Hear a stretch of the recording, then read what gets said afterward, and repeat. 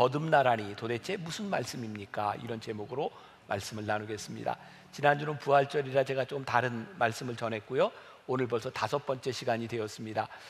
이 요한복음은 공간복음 마태, 마가, 누가, 요한복음 중에 요한복음에만 나와 있는 말씀 12주를 시리즈로 하고 있는 거 알고 계시죠?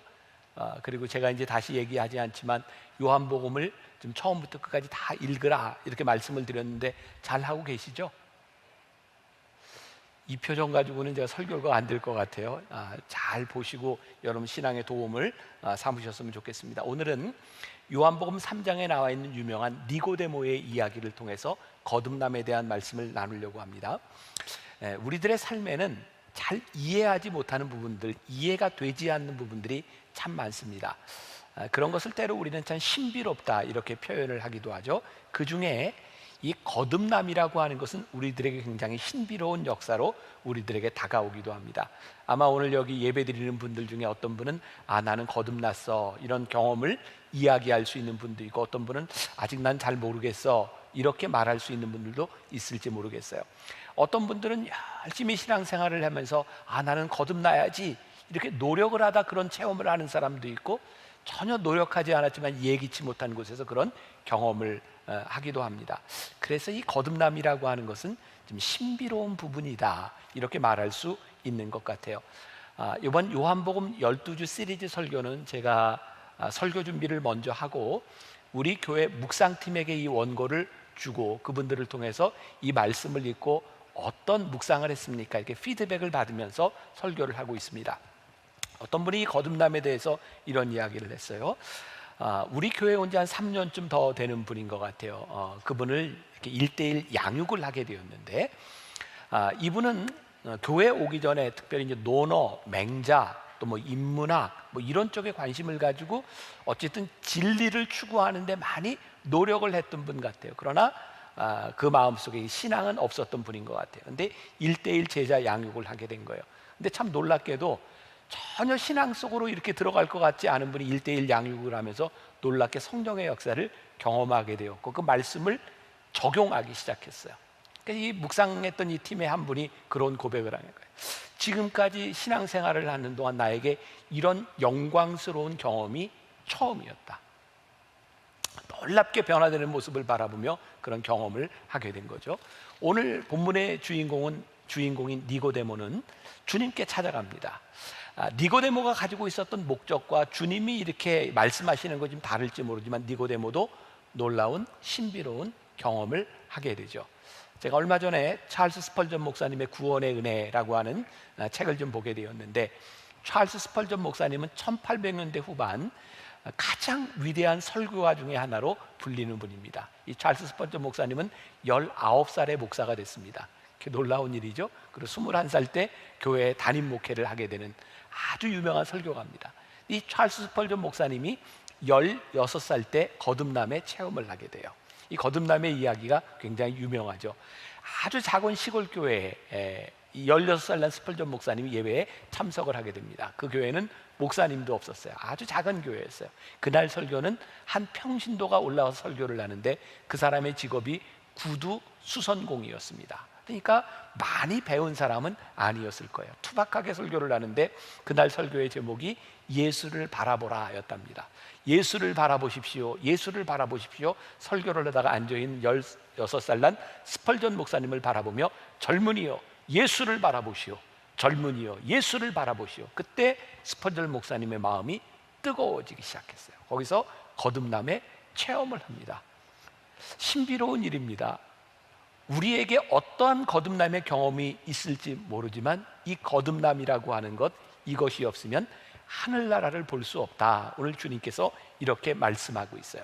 자, 오늘 말씀에 들어가면서 먼저 우리들이 아는 것과 우리들이 믿는 것은 다르다고 하는 것을 먼저 생각하면 좋을 것 같습니다. 자, 지지난주 말씀을 기억하시는지 모르겠어요. 지지난주에는 어떤 말씀을 나눴냐면 가나의 혼인잔치에서 예수님께서 물을 포도주로 만드시는 걸 우리들이 나눴어요. 그때 제자들이 그걸 보고 예수님을 믿었다. 기억나세요?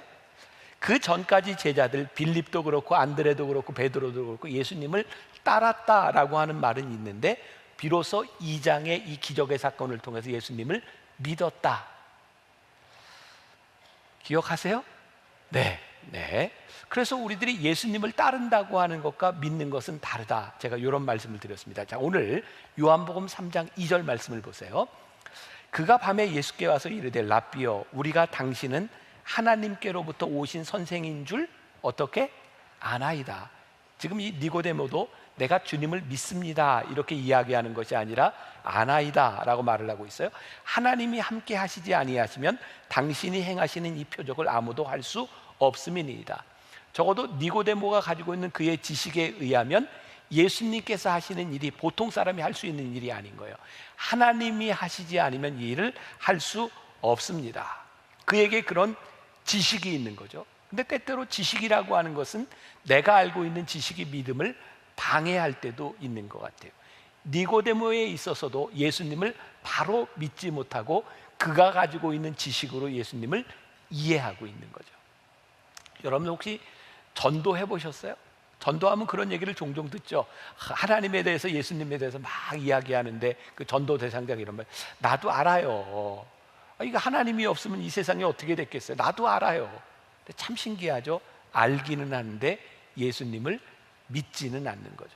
자, 오늘 우리들에게도 굉장히 중요한 신앙의 도전이 되는 시간이 되어야 합니다. 내가 주님을 아는 것과 믿는 것의 차이는 무엇인가? 또 묵상팀에서 이 부분을 가지고 이렇게 나누었던 이야기가 있어요. 어떤 분은 이런 얘기를 합니다. 성경을 읽을 때 우리가 이스라엘 역사, 그들의 이야기를 읽고 우리는 압니다. 그러나 하나님께서 살아계셔서 역사하신다고 하는 것을 믿는다고 하는 것은 다른 부분입니다. 또 어떤 분은 이런 이야기를 했어요. 예수님께서 이 땅에 공생애를 사실 때 많은 사람들이 따라다녔지만 그들은 예수님을 믿기보다 구경꾼으로 예수님을 따라다녔습니다. 예수님을 믿는 자만이 끝까지 예수님과 함께 동행하게 되죠. 또 어떤 분은 이런 이야기를 했어요. 죽음에 대한 이야기를 하면서 우리가 다 죽는다는 걸 알아요. 그런데 진짜 내가 죽는다고 하는 것을 믿는 사람과 죽음을 아는 사람과의 삶은 달라요. 죽음 앞에 서본 사람, 죽을 고비를 넘긴 사람, 내가 죽는구나라고 하는 믿음이 있을 때 우리들의 인생은 달라지게 되어 있어요. 그러니까 우리들이 하나님을 믿는데 하나님을 믿는 것과 아는 것은 다른 문제죠. 예수님은 니고데모가 알고 있었던 그 아는 것에 대한 문제가 아니라 무엇을 믿어야 하는지를 말씀하고 계세요. 자, 오늘 본문 말씀 요한복음 3장 3절 우리 같이 읽어봅니다. 자, 시작. 예수께서 대답하여 이르시되 진실로 진실로 내게 이르노니 사람이 거듭나지 아니하면 하나님의 나라를 볼 수 없느니라. 자, 이 부분을 유진 피터슨의 메시지 성경을 보면 이렇게 풀어놓고 있습니다. 예수께서 말씀하셨다. 내 말이 정말 맞다. 내가 하는 말을 믿어라. 사람이 위로부터 태어나지 않으면 내가 가리키는 하나님의 나라를 볼 수 없다. 여기서 거듭남을 뭐로 표현하고 있어요? 위로부터 태어나지 않으면 내가 가리키는 하나님의 나라를 볼 수 없다. 제가 지지난주 표적에 대한 이야기를 하면서도 언급했던 적이 있어요. 예수님께서 표적을 통해 가르치시는 것이 있어요. 예수님은 표적을 믿어라 라고 하는 것이 아니라 이 표적을 통해서 무엇을 보여주시는지를 우리들이 알기를 원하는데, 위로부터 나지 않으면, 거듭나지 않으면 예수님께서 이 표적을 행하시는 이유를 알지 못한다. 성경 우리들이 사복음서라고 이야기하는 게 있어요. 뭐죠? 마태, 마가, 누가, 요한복음. 이것을 우리가 사복음서라고 이야기를 합니다. 이 사복음서에는 예수님이 하셨던 일과 예수님의 말씀이 공통적으로 많이 들어와 있어요. 근데 우리가 이번 요한복음을 통해 보는 거는 요한복음에 있는 것만을 우리들이 12주를 함께 나눈다고 했죠. 아시죠? 자, 예수님에 대한 행적, 예수님의 기적, 예수님의 이야기들이 마태복음에 나오는 게 요한복음에도 나오고 누가복음에도 나오고 그래요. 그런데 요한복음만이 가지는 독특한 특징이 있어요. 여러분들이 요한복음을 보실 때 예수님이 행하신 기적 다음에는 분명히 그 다음 예수님의 말씀이 나와요. 예수님의 메시지가 나옵니다. 무엇을 의미하는지 아세요? 요한복음은 철저하게 예수님이 기적을 행하실 때 왜 이 기적을 행하셨는지 기적을 통하여 하나님을 바라보라고 말씀하고 있어요. 그래서 요한복음에는 예를 들어서 오병이어의 기적을 행하신 다음에 어떤 말씀이 나오면 생명의 떡에 대한 말씀이 나와요. 사람이 떡으로만 사는 것이 아닌 생명의 떡에 대한 말씀이 나와 있는 거예요. 자, 요한복음은 6장을 기점으로 해서 예수님께서 이렇게 기적을 행하시던 기적이 아닌 예수님의 말씀에 초점을 맞추기 시작합니다. 자, 이제 여러분들 요한복음 6장을 보면 어떤 말씀이 나오냐면 예수님께서 이제 기적이 아닌 여러 가지 말씀들을 하기 시작할 때 사람들이 주님이 말씀하시는 것이 어렵도다, 그리고 예수님을 떠나갑니다. 그래서 예수님께서 떠나가는 사람들을 바라보면서 제자들에게 너희도 가려느냐라고 물었더니 제자들이 요한복음 6장 68절과 69절에서 이렇게 말을 해요. 한번 띄워줘 보세요. 같이 봉독합니다. 시작. 시몬 베드로가 대답하되 주여, 영생의 말씀이 여기 계심에 우리가 네게로 가오리까? 우리가 주는 하나님의 거룩하신 자인 줄 믿고 알았삼나이다. 자, 시몬 베드로가 뭐라고 얘기해? 영생의 말씀이 여기 있사오매 우리들이 네게로 가오리까? 그러니까 이 표적을 따르는 사람과 주님의 말씀을 따르는 사람이 다른 거죠. 예수님을 따르던 많은 군중들은 왜 예수님을 따랐죠? 그들의 필요가 있었기 때문입니다. 자, 이거 우리 지금 신앙에 도입을 해봅시다. 우리가 처음 예수님을 믿으러 나오는 이유들은 대부분이 필요가 있기 때문에 나옵니다. 그러니까 대개 신앙생활을 하는 계기들이 그런 거죠. 중병에 걸리든지, 내 자식이 속을 썩이든지, 내가 경제적으로 많이 어렵든지, 사람들이요 대체적으로 문제가 생기지 않으면 신앙을 가지려고 하지 않습니다. 아마 여러분들 중에도 동일할지 몰라요. 그래서 우리들이 필요를 가지고 주님을 이렇게 찾아 나오지만 주님께서 우리의 필요를 채워주실 때 주님은 우리의 필요로 만족하는 것이 아니라 그 필요를 채워주시는 이유가 어디 있고 그 필요를 채워주시는 하나님이 누구이신지를 우리가 보기를 원하죠. 여러분들, 이게 왜 중요한가? 이 신앙이 본질적으로 왜 중요한가? 만일 우리들이 우리의 필요를 따라 우리의 욕망을 채우려고 나왔지만 하나님을 바라보지 못하면 우리는 끊임없는 욕망을 추구하게 돼 있어요. 왜요? 우리의 인생의 문제가 한 번으로 끝나나요? 남편 문제 해결되면 자식 문제 생기고, 자식 문제 해결되면 결혼해서 손주 문제 생기고, 우리의 인생이 다 문제 덩어리예요. 그러니까 우리가 필요로 하는 것을 채우려고 생각한다면 우리의 욕망은 끊임없이 채워지지 않는 거예요. 그러니까 또 다른 욕망을 구하고 또 다른 욕망을 구하고 또 다른 욕망을 찾아다니면서 갈 수밖에 없어요. 그러니까 우리들의 필요를 채우면 우리 신앙에 만족이 찾아오지 않는 거예요. 그리고 정말 무서운 것은 이 필요를 채우고 더 큰 기적을 보고 더 큰 욕망을 바라보며 우리들이 본질적인 신앙을 잃어버리는 거예요. 여러분, 기독교 역사를 보세요. 당장 우리 한국에, 우리나라에 있었던 기독교의 역사들을 보세요. 대부분의 이단들과 타락하는 교회들이 어디에서부터 오던가요? 놀랍게도 성령의 역사가 뜨겁게 일어나던 공동체에서 타락이 옵니다. 놀랍죠? 여러분, 성령의 역사가 잘못된 게 아니에요. 성령의 역사가 뜨겁게 엄청나게 일어나던 것에서 표적을 보던 사람들이요 끊임없이 표적을 구하면서 진리 가운데 서지 못하는 것들을 참 많이 보죠. 그래서 우리는 불행스럽게도 성령의 역사가 뜨겁게 일어났던, 신유의 역사가 일어났던 공동체에서 너무나 비도덕적이고 너무나 잘못된 모습들을 우리들이 바라보게 되는 거죠. 왜?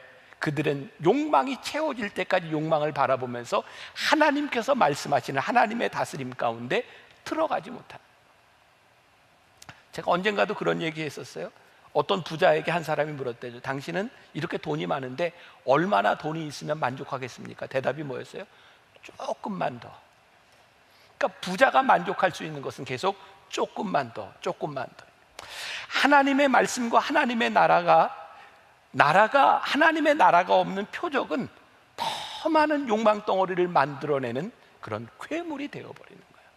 오늘 예수님께서 오늘 우리들에게 이 거듭남에 대한 말씀을 하시면서 우리들에게 주시는 굉장히 중요한 부분이에요. 너희들은 표적을 보는 사람이 아니라 표적이 가리키는 것이 무엇인지를 보아라. 자, 이 말씀을 잘 이해하세요. 우리들이 인생을 살아가면서 우리들의 필요와 욕구가 있는 것, 표적이 필요한 것은 사실이지만 그것이 우리의 신앙의 본질을 대체할 수는 없는 것이다 라는 것을 우리들이 알아야 되죠. 자, 그러면 거듭남이란 무엇일까? 오늘 예수님께서 뭐라고 말씀하시냐면 너희들이 거듭나지 않으면 하나님의 나라가 보이지 않는다는 거예요. 자, 조금 전에 유진 피터슨의 메시지 성경을 통해서 거듭남을 어떻게 표현했어요? 위로부터 태어나지 않으면 너희들이 하나님의 나라를 볼 수 없다. 거듭난다고 하는 것은 하나님의 사고를 가지고 하나님의 마음을 가지고 세상을 새롭게 보기 시작했다는 거예요. 그러니까 우리들이 주변에서 보기에 아무리 신앙생활을 열심히 하고 열정적이고 신유의 은사를 경험하고 표적을 보았다 해도 그들의 세계관이 바뀌지 않고 하나님 나라를 볼 수 없다고 하면 그것은 올바로 거듭난 사람이 아니라는 말씀이에요. 그러니까 여러분, 우리들에게 기준이 분명히 있어야 돼요. 요한일서 2장 16절과 17절 말씀에 보니까 우리 같이 한번 봉독해 볼까요? 이는 세상에 있는 모든 것이 육신의 정욕과 안목의 정욕과 이생의 자랑이니 다 아버지께로부터 온 것이 아니요 세상으로부터 온 것이라. 이 세상도 그 정욕도 지나가되 오직 하나님의 뜻을 행하는 자는 영원히 거하느니라.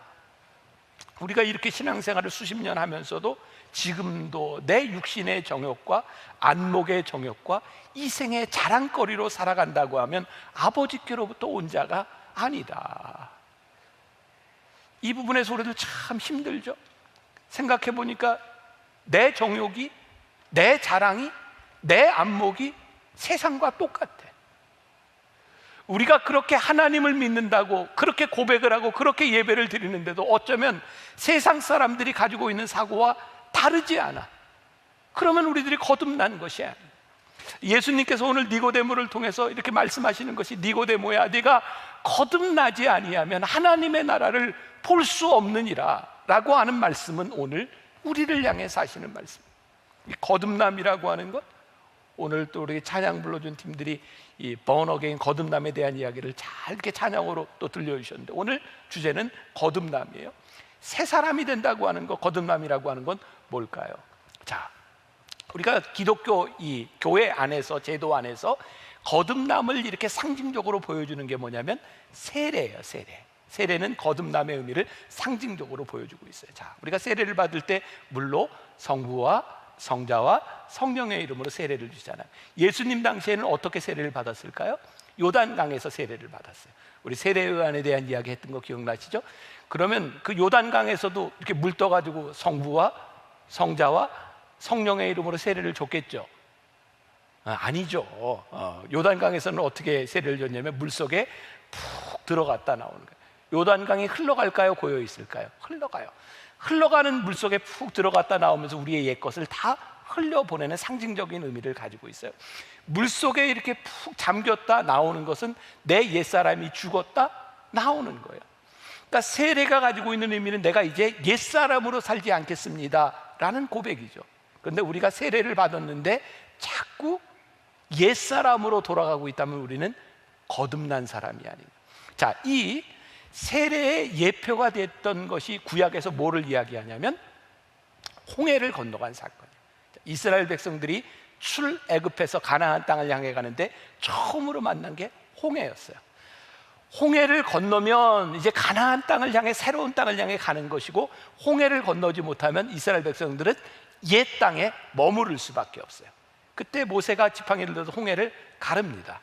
성경을 잘 보세요. 모세와 함께 이스라엘 백성들은 홍해를 이렇게 쫙 건너가면서 어떻게 됐냐면 뒤에 있는 물들이 합쳐집니다. 홍해를 가르고 길이 났는데 그 길이 다 없어집니다. 무엇을 의미할까요? 다시는 돌아갈 수 없는 길인 거예요. 우리가 거듭나고 새로운 사람이 되었다고 하는 것은 이제 옛 생활로 돌아가지 않는 거예요. 그러면 이제 홍해를 건너면서 이스라엘 백성들은 새로운 땅을 향해 가고 있는데 그들이 그 새로운 땅을 바로 얻었나요? 그렇지 않아요. 우리가 거듭난다고 하는 것은 우리들의 삶의 완성을 의미하는 것이 아니라 거듭난 자로 이제 새로운 땅을 향해 가겠다고 하는 의미를 우리들에게 보여주고 있는, 이스라엘 백성들이 그 땅을 지나가며 새로운 땅을 향해 가면 그들은 여전히 어려움들을 만납니다. 고통을 만납니다. 우리들이 거듭난 자로 살아간다고 하는 것이 우리를 퍼펙트한 환경으로 우리를 인도하는 것이 아니라 우리는 여전히 그 길을 향해 우리는 이 삶을 살아가는 거예요. 그런데 우리들의 방향이 어디로 돼 있어요? 하나님의 나라를 향하여, 가나안을 향해 우리들이 가고 있는 거예요. 우리들이 이 길을 걸어가며 거듭난 자로 새로운 세계관을 가지고, 우리들이 거듭난 자의 새로운 세계관을 가지고 있어야 이 땅을 바로 살아가야 될 의지가 생기지, 우리들의 새로운 하늘나라를 바라볼 수 있는 세계관을 가지지 못하면 우리는 이 세상에서 흔들릴 수밖에 없어요. 이스라엘 백성들이 홍해를 건너는 표적을 경험했지만, 그들이 하나님을 믿지 못하는 자들이 홍해를 건너서 거듭났다고 생각하는데 거듭나지 못하고 표적만을 바라보니까 어려운 일을 만날 때마다 불평하죠. 하나님을 원망하죠. 혹시 여러분들 긴가민가 이런 얘기 들어보셨어요? 긴가민가가 어느 나라 말일까요? 우리나라 말이죠. 긴가민가. 근데 이 말이 한자어에 기연가 미연가라고 하는 말에서 나온 게 긴가민가라는 거예요. 그런가 그렇지 아니한가, 기연가 미연가, 긴가민가. 아니, 신앙생활을 하는데 맨날 거듭났다고 하는데 긴가민가 해.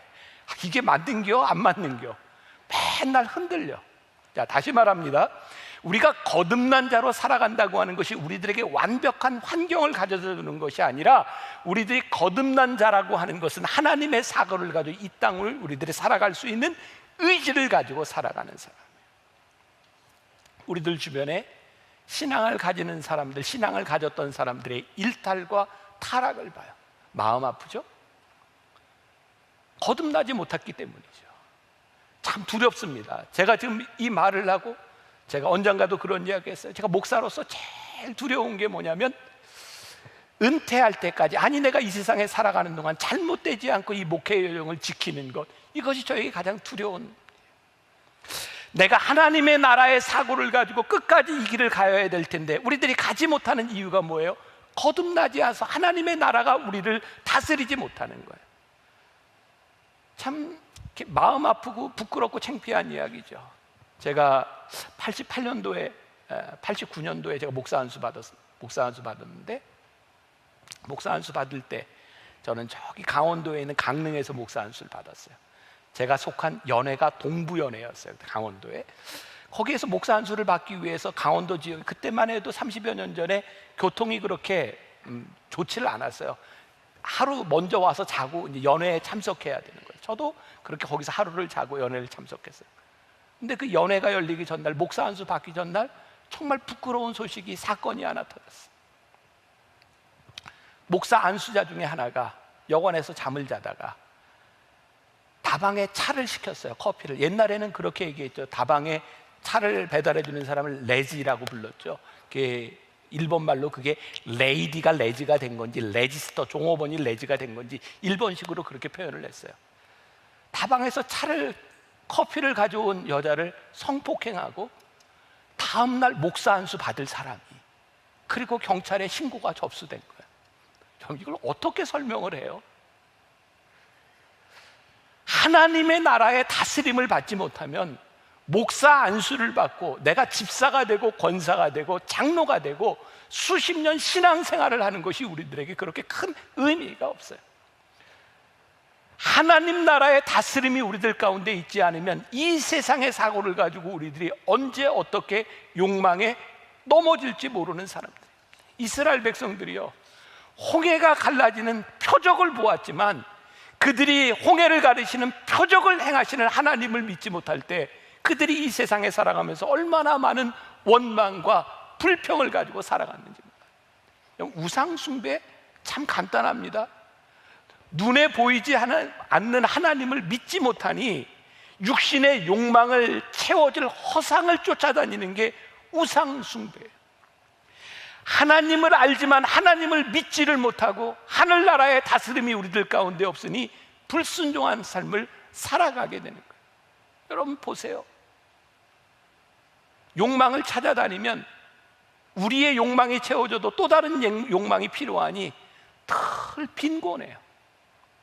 여러분, 하나님을 믿는 자의 부요함이라고 하는 것은 뭔지 아세요? 우리의 욕망이 채워줌으로 우리들이 부요함을 느끼는 것이 아니라 우리들이 하나님 안에 거함으로 부요함을 느끼기 때문에 우리들이 부요한 거예요. 그러니까 하늘나라의 다스림을 받는다고 하는 것은 우리 신앙에 너무 중요한 일인 거예요. 제가 10시 예배 설교 때도 그런 얘기 했어요. 제가 만나교회 목사가 아니라면 이런 얘기가 좀 더 설득력이 있을 텐데, 저는 참 부요함을 많이 느끼고 살아가는 사람이거든요. 근데 사람들이 그럴 것 같아요. 너 만나교회 목사니까 부요하지. 근데 제가 30여 년을 지나오는 동안 제가 영월에서도 목회하고 군목으로도 목회하고 제가 유학을 가서 고생도 해보고, 근데 진짜 하나님이 나를 부르심을 내가 확신하는 순간부터 저는 참 부요했던 것 같아요. 내가 무엇을 지니고 많이 있어서가 아니라 하나님께 부르심을 받은 그때가 저에게는 가장 부요한 순간이었다. 우리들이 부요하냐 빈곤하냐라고 하는 것은 우리들이 하늘나라의 다스림을 받느냐 받지 못하느냐에 대한 문제이죠. 니고데모가 예수님께 도대체 예수님 말씀하시는 걸 모르겠습니다. 도대체 이게 무슨 말씀입니까? 거듭나라니. 예수님께서 그거 놀랍게 여기지 말라 이렇게 말씀하세요. 자, 요한복음 3장 4절 말씀. 자, 같이 봅니다. 시작. 니고데모가 이르되 사람이 늙으면 어떻게 날 수 있사옵겠나이까? 두 번째 모태에 들어갔다가 날 수 있사옵나이까? 이 질문이 니고데모가 당연한 거죠. 아직 이 거듭남에 대한 것을 알지 못하니 이런 질문을 가지는 것이 당연한 거죠. 니고데모는 어떤 사람이었을까요? 우리가 잘 아는 것처럼 요한복음 3장 1절에 니고데모에 대해서 그는 유대인 바리새인이라고 이야기하고 사내들인 회원 중에 한 사람이라고 이야기합니다. 당시 이스라엘에는요, 유대인 중에 바리새인이 6천 명쯤 됐답니다. 이 6천 명은 구별된 선별된 사람들이에요. 그 중에 70명 사내들인 회원은 지금 이야기하면 공의회를 구성하고 있는 의원과 같은 구조예요. 성경을 해석하고 이단들을 분별할 수 있는 아주 권위를 가지고 있는 사람이에요. 그러니까 니고데모가 바리새인뿐만 아니라 사내들인 회원이라고 했으니까 그가 어떤 위치에 있었는가를 잘 알고 있어요. 자, 그런데 니고데모가 예수님을 만나라고 찾아왔던 때가 낮이었어요, 밤이었어요? 낮이었어요, 밤이었어요? 뭐 2분의 1인데 그냥 밤이었죠.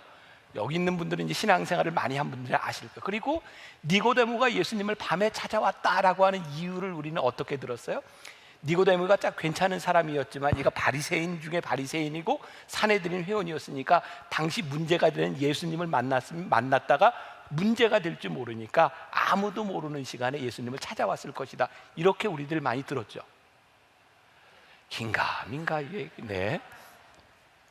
근데 제가 말씀을 준비하다 보니까 이런 그 해석이 나와 있더라고요. 니고데모가 예수님을 밤에 찾아간 이유는 사람들에게 들켜서 문제가 생길까 봐 그런 것이 아니고, 당시의 율법학자들 바리새인들이 율법을 연구하는데 제일 좋은 시간이 밤이었답니다. 사람들에게 방해를 받지 않는 시간. 그리고 예수님께서 지금 이 당시에는 기적을 일으키시고 막 갈릴리로 유대로 많은 사역을 하고 계셨기 때문에 예수님도 낮에 굉장히 바빴어요. 예수님에게도 가장 한가한 시간이 언제였을까요? 밤이었습니다. 그러니까 니고데모가 단순히 그런 마음으로 예수님을 밤에 찾아갔던 것이 아니라 진짜 진지하게 예수님을 찾아갔다. 그리고 이 니고데모는 오늘 예수님의 만남뿐만 아니라 요한복음 7장에 가서 보면 사람들이 예수님을 비난할 때 예수님을 변호한 사람이 니고데모입니다. 요한복음 19장에 보면 예수님께서 십자가에 달려 돌아가셨을 때 무덤에 모략과 침향 섞은 것 100근쯤 가지고 찾아갔던 사람이 니고데모입니다. 니고데모는 아주 성실하게 주님을 찾아갔던 사람입니다. 어쩌면 니고데모의 마음속에 절실한 마음의 어떤 필요가 있지 않았을까요? 내가 예수님이 어떤 분이신지를 알아야 될 것 같아. 아니, 그 당시에 많은 사람들이 가지고 있었던 생각처럼 메시아인 예수님을 통하여 하나님의 나라가 이루어져야 되겠다고 하는 그의 목적이 있지 않았을까요? 하지만 예수님은 그의 필요를 해결하시는 것이 목적이 아니라 오늘 예수님은 니고데모에게 하나님의 나라가 무엇인지를 보여주고 싶으셨어요. 니고데모가 가나의 혼인잔치에 예수님의 표적을 보고 예수님이 뭔가 다른 분이다 라고 생각을 했지만, 예수님은 니고데모가 네가 거듭나서 이 표적이 아니라 하나님의 나라를 볼 수 있는 사람이 되었으면 좋겠다. 내가 거듭나지 아니하면 네가 하나님의 나라를 알 수 없느니라 라고 말을 하죠. 자, 요한복음 3장 4절 다시 니고데모가 이르되 사람이 늙으면 어떻게 날 수 있사옵나이까? 두 번째 모태에 들어갔다가 날 수 있사옵나이까? 여기 거듭남, 유진 피터슨의 성경에서는 하늘로부터 위로부터 난다라고 표현을 했는데, 당시 거듭난다고 하는 것은 세 가지 의미를 가지고 있었대. 하나는 완전하게 새로워진다, 이런 의미가 있고, 또 하나는 진짜 second time again, 다시 태어난다라고 하는 의미도 있고, 또 하나는 하늘로부터 난다라는 의미도 가지고 있었대. 근데 오늘 예수님께서 말씀하시는 의미는 이 세 가지를 다 포함하고 있는 것 같아요. 아마 니고데모가 이해하고 있었던 거듭남은 두 번째 의미, 두 번 난다고만 생각했을 것 같아요. 그러니 그에게 이해가 되지 않는 거죠. 자, 요한복음 3장 6절 예수님께서 이렇게 말씀하세요. 육으로 난 것은 육이요, 영으로 난 것은 영이니. 육으로 난 것은 육에 속해 살아갑니다. 영으로 난 것은 영에 속해 살아갑니다. 육에 속한 사람은 육신의 욕망을 따라 살아갑니다. 육신의 욕망을 따라 살아가면 틀림없이 죄를 짓습니다. 육신의 욕망을 따라 살아가면 죄를 사랑하게 되어 있습니다. 이 땅에 있는 수없이 일어나는 모든 일들이 동일한 공식을 가지고 있습니다. 욕망을 따라가는 사람이 죄를 사랑함으로 육신의 결과를 낳는 것이고, 영에 속한 사람은 죄를 미워하기 때문에 욕망에 넘어가지 않게 되어 있는 거예요. 그런데 오늘날 교회 안에 우리 신앙인들과 교회의 모습들 가운데 육신의 욕망을 가진 사람들과 다르지 않은 모습들, 하나님을 믿는 우리 성도들 가운데 죄를 미워하지 않는 모습들, 우리들이 거듭나지 않았다. 오늘 이 니고데모에게 하신 말씀은 오늘 우리들에게도 동일하게 하시는 말씀이에요. 우리가 죄를 고백하고 거듭났다고 하는 것은 이제 그리스도를 따르는 삶을 살아가고 하나님의 나라를 바라보며 살아가겠다. 요한복음 3장 7절과 8절 말씀, 내가 내게 거듭나야 하겠다 하는 말을 놀랍게 여기지 말라. 사람이 바람이 임의로 불매 내가 그 소리를 들어도 어디서 와서 어디로 가는지 알지 못하나니 성령으로 난 사람도 다 그러하니라. 저도 오늘 여러분들에게 이 거듭난다고 하는 것을 바람이 어디서 불어서 어디로 오는 것처럼 우리들이 알 수 없지만, 거듭난다고 하는 것을 제가 여러분들에게 논리적으로, 이성적으로 설명할 수 있는 방법이 없어요. 그런데 한 가지 분명한 것은, 내가 거듭났다고 하는 분명한 증거는 말씀을 들을 때 주의 말씀이 내 속에 들어 이상하게 내 마음이 뜨거워지며 내 속에 어떤 마음이 들어요? 하나님, 이제부터 내가 하늘나라의 다스림을 받으며 살아가겠습니다.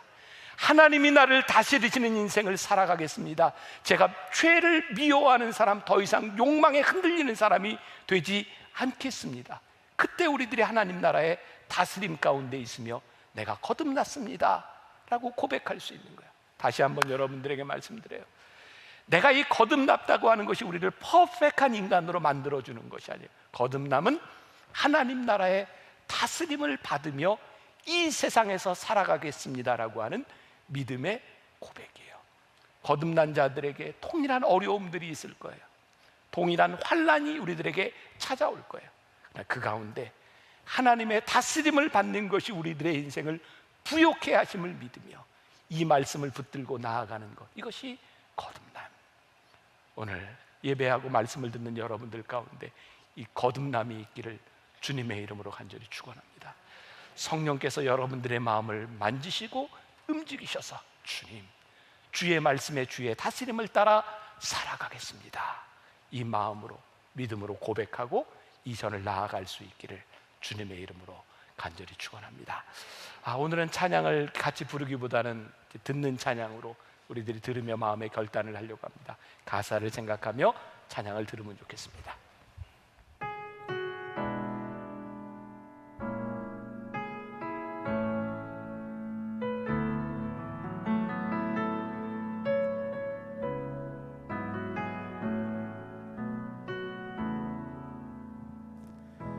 손에 있는 부귀보다 주를 더 사랑하는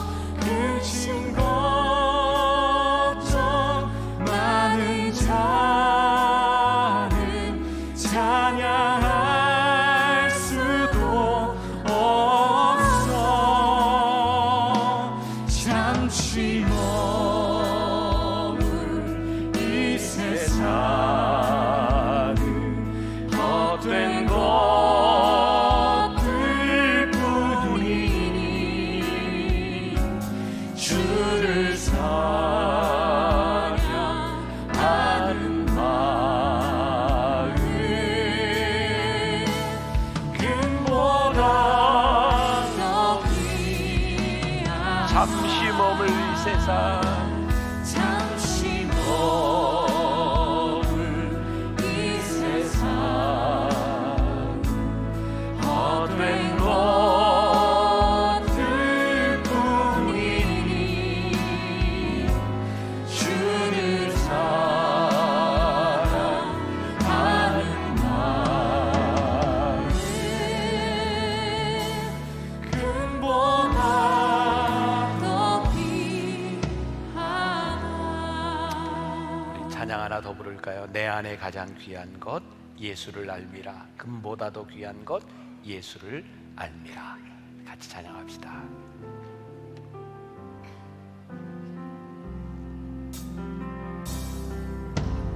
내 안에 가장 귀한 것 예수를 알미라.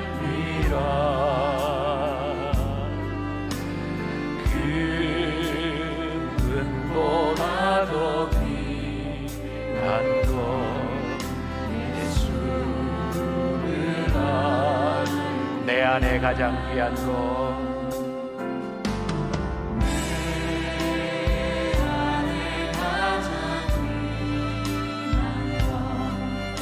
예수를 알미라.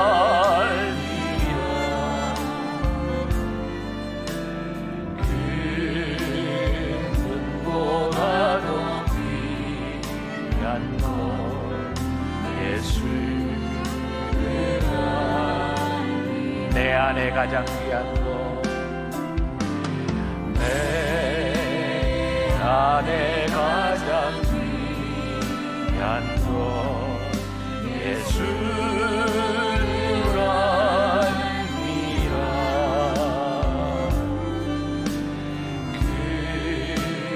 금보다 더 귀한 것 예수를 알미라.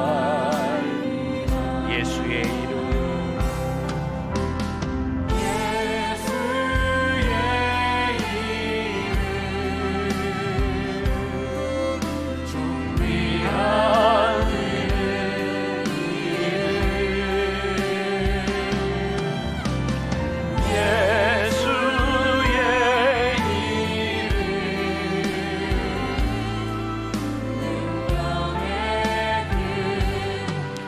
예수의 이름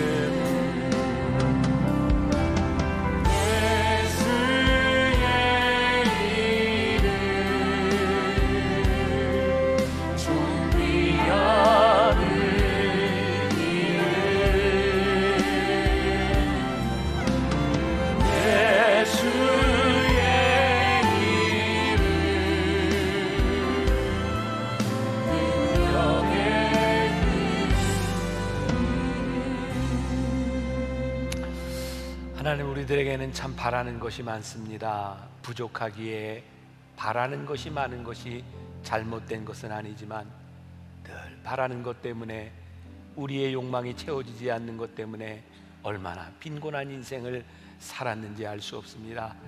하나님을 믿는다고 하면서도 하나님 나라의 다스림이 없이 욕망을 따라 살아가던 우리의 모습들이 하나님 앞에 참 부끄럽고 부족한 모습들 뿐입니다. 너희가 거듭나지 아니하면 하나님의 나라를 볼 수 없느니라. 너희가 거듭나지 아니하면 하늘나라의 다스림을 받을 수 없느니라 말씀하셨습니다. 하나님, 우리 성도들 완전히 새로운 사람들이 되어 주의 은혜 가운데 풍요함을 고백하게 하여 주옵시고, 하나님 나라가 우리들 가운데 이루어짐과 하나님의 다스림이 우리 가운데 있음을 기뻐하며 즐거워하며 찬양할 수 있는 우리 성도들 되게 하여 주옵소서. 끝까지 이 길을 승리하며 마지막까지 이 길을 달려갈 수 있는 주의 백성들이 되게 하여 주옵소서.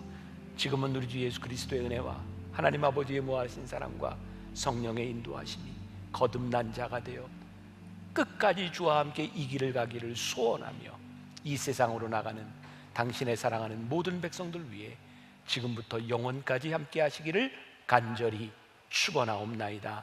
아멘.